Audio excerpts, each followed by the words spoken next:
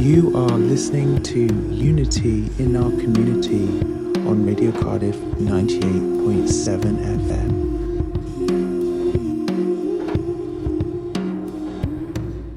Welcome back. If you just tuned in, you're listening to Unity in Our Community on Radio Cardiff 98.7 FM, and today I have two very special guests.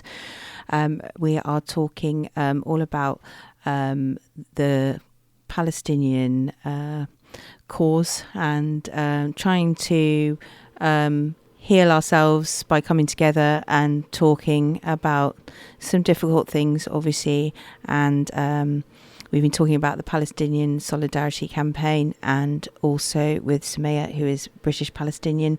So it's been a fantastic conversation so far. And Sumayya, you wanted to say something about love, seeing as it is Valentine's Day today as well. So put something positive out there, because we all love and feel love. We do, and I think it's one thing that everyone across the globe shares and is connected with. And love for your homeland is a natural emotion, and it's highlighted more when you are stripped away from that land, or that it's forcibly an attempt to forcibly take it away from you. I think that's why a lot of poetry from the British experience in the World Wars exists, and similarly in other parts of Europe. This immense surge of love is also there in Palestine, and for the same reasons. My mother-in-law prays every day to return to her home and to sit under the tree she grew up under. She's 87 years old now. Many of her memories mean so much more to us now, because we understand more what is meant to be displaced, and some of her stories, which used to be simple recollections of past and displacement and Nakba, are now coming alive with what we're seeing. But she's very hopeful. She's an 87-year-old woman who is very hopeful, who is very loving. She made me a tob, a Palestinian garment, which took her a year to make. Her eyesight isn't the greatest, and her hands aren't the steadiest. And she had a lot of help from my sister-in-law, her daughter. But that in itself was a big expression of love. And I'd be happy to share pictures of it. We will take some pictures and put them on our social media channels. Yes. These garments are something called tatriz. And it's basically a type of embroidery. It's an absolute labour of love, where family members make patterns for each other with emblems of the land and history, like particular flowers, plants and animals. Tatriz literally intertwines all of this and displays it on a piece of clothing that is worn for decades on. My mother-in-law only wears garments that she has made herself. And she, every year she produces 2 new ones or 3 new ones. She spends the whole year making Incredible. I'm waiting for her to make my daughter's some.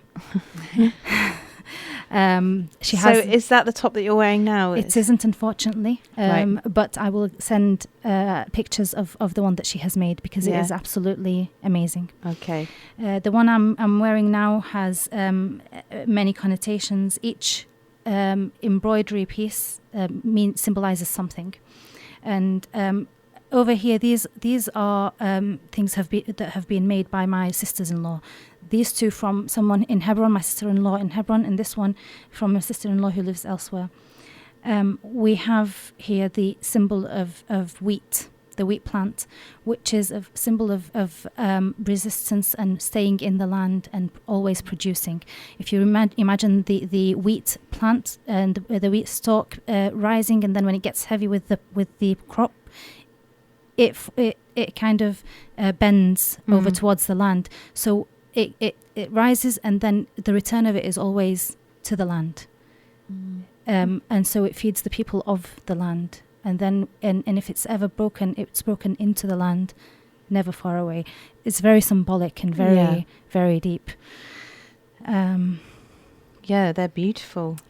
It's stunning. They're absolutely, even if you don't understand the symbolism, what you're wearing is just beautiful and so intricate and such lovely colours. And I love when you learn, when you hear the stories from different lands and different traditions, which can enrich us all. Because often I feel like we've lost a lot of that in our own society and culture, like in the UK now. When you think about land and kind of like your relationship to it. I was just thinking about, obviously when you live in a city, you're not really, you're connected to it, but you're connected in a different way from if you're in a rural setting, I think. So when I think about your grandmother, like saying about the homeland and how hard that must be, because I just take it for granted that I can go back to my home where I grew up and I can go for a walk in the place where I was a kid and I was playing and I was with my siblings, and you know, you do feel that connection, don't you, when you especially where you've grown up. I feel that's a deep connection. Yes, definitely. I think I do identify as British Palestinian, and so I claim both. Yeah. And very strongly. And I think maybe the strength of this claim is because of the Palestinian side in me. I tell a lot of people this, but our Sundays are fried up breakfasts. Very traditionally British. Our Fridays are very much fish and chip days. Our Saturdays are hummus and falafel days, and that's very Palestinian. Of course, not sabra hummus, because we check the label and we don't buy the Israeli product. And that can move us on. Actually, we were going to talk a little bit about what people listening can do if they want to get involved or they want to make a difference, because you were also mentioned, how you lived through the South African apartheid and you never thought that Mandela would be free, and how Britain had a big role, people in Britain who were fighting for that at that time in history. Yeah, it was a huge movement, the anti-apartheid system, or the anti-apartheid movement in Britain, and it was very strong in Wales. And in many ways, it's similar. We caused a lot of the problems in South Africa. We've caused a lot of the problems historically in Palestine. And now, there's another generation or another consciousness that's saying no more, peace, equality, justice. So one of the ways to do that is through something called boycott, disinvestment and sanctions. And that's a movement that was begun in 2005, I think. And it was a call from the Palestinian civil society to say, look, here's what you can do. Here's how you can support us. And so the idea is that all around the world, all around the globe, if we have specific targets to boycott, or to disinvest or to have sanctions against, then together our people power is even stronger.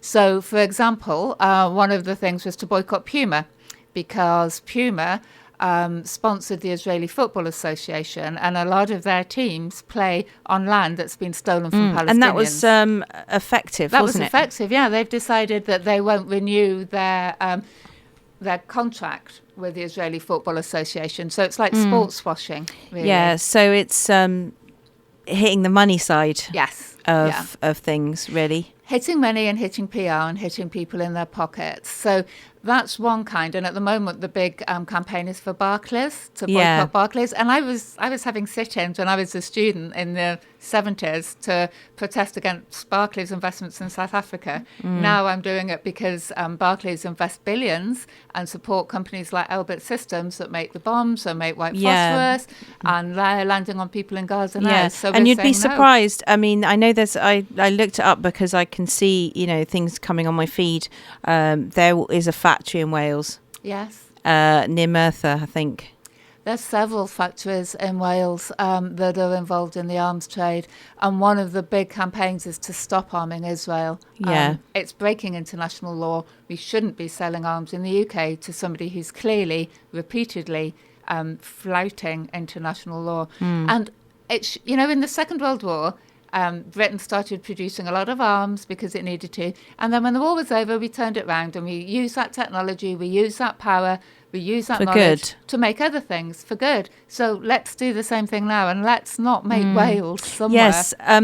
I just have to mention Dead Education, who were one of my first guests on the show, who put out a lot of facts and figures about how much British universities, including Welsh universities, invest in the arms trade as well. Yeah. And they're doing a tour, and I really like to try and get them to Cardiff to come and talk. They're working with some other groups as well. So maybe we can talk about that, because they are working with Declassified as well. I don't know if you know them. Yes. Who uncover like a lot of facts around things that British government do and things like that. Yeah, including how some of our politicians are funded and organisations they take money from, which may influence their thinking. Yeah, and obviously,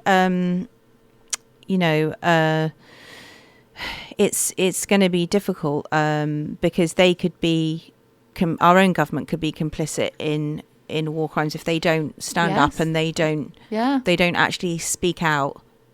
Well, I think already there's cases, you may know, Sumayya. Yeah, there are cases being raised against some of the politicians for having said what they said very clearly on the media, and they have been given their memorandums to say that you're being taken up to account legally by the ICJP here in London. So that's going on, and I think that's going to be a case that a lot of politicians have been worried to be involved in, but they have unfortunately said what they have said. They have to be taken to account for what they have said and for enabling a genocide, and let's call it for what it is. And so will be taken to the courts for doing so. So those are cases that are going through now, are they, for British politicians? It's actually happening? Yeah. Yes, there are. I didn't know that. Including, or shall I not mention names? There's a lot happening that people aren't hearing about that isn't in the media. And going back to the boycott, disinvestment and sanctions, boycott Barclays, boycott Puma, boycott Hewlett-Packard, and then in your own consumer world, look at the labels. And PSC have Palestine Solidarity Campaign in Cardiff have postcards that you can hand in to the supermarket manager saying, dear supermarket manager, please stop sourcing Israeli produce.